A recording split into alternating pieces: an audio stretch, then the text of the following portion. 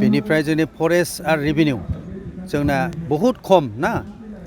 जोंनियावहाय गैयाब्लाबो 1500टा गामि दं फरेस्ट एन्ड रेभिनिउ बिनि गेजेराव जोङो दा 171 172 जोंनि बेल' खथाया दा बेखौ जोङो बारायनो थाखाय जों एप्लिकेसन होदों जों मेम'रेन्डाम लादों आरो जोंनो फैगौ इलेक्सननि आगोल हाथाराब्लाबो जोंनो किसु लाम साम होनो थाखाय जों रिकुवेस्ट खालामदों आरो बेजों लोगोसेयै जोंहा दंबावो जे जोंनि जायफ्रा बिसिडिसिआव जोङो मोनफ्रोमबो बिसिडिसिआव सानै खरि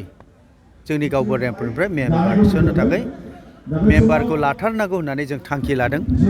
दा जों बेफोरबायदि गोबां थांखिखौ लानानै 9था थांखिखौ लानानै जों दिनैनि दिनाव मेम'रेन्डाम होदों चिफ सारा जाहाथे जोंखौ माने थाबैनो जोंनि बिनायफोरखौ पुरन खालामो बेखौ लानानै जोङो डिमान्ड खालामदों माबायदि आसा होदों चिफ साराथ' जोंखौ बुंदों जों हागौमानि नोंथांमोननि बिनायखौ नोंथांमोननि साननायखौ जों जाफुंहोगोन थाबैनो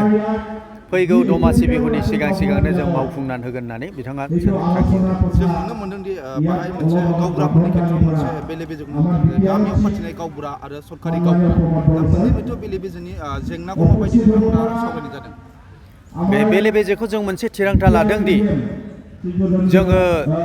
थांनाय 2020निफ्राय जेब्लानाखि जोंनो पिस एकर्ड जादों बे पिस एकर्डनि उनावनो जोङो UPPL गावबुरा हिसाबै जोंखौ दादोंमोन बे दानायखौ जों गामि गोजायै दायाखै जोंनियावहाय बेवहाय रेभिनिउनि EM दं बेनिफ्राय जोंना प्रमद बर' सारनिफ्राय जों मोनफ्रोमबो बिथिंनिफ्राय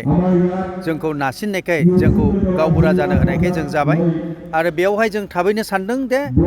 फैगौ सानफ्राव जेब्ला जोङो सरकारा आरपिर जाफिनगोन बिनि उनावनो गुबुन गावबुराफ्रा गोमोरलांगोन जों बेखौ आसा थिदों आरो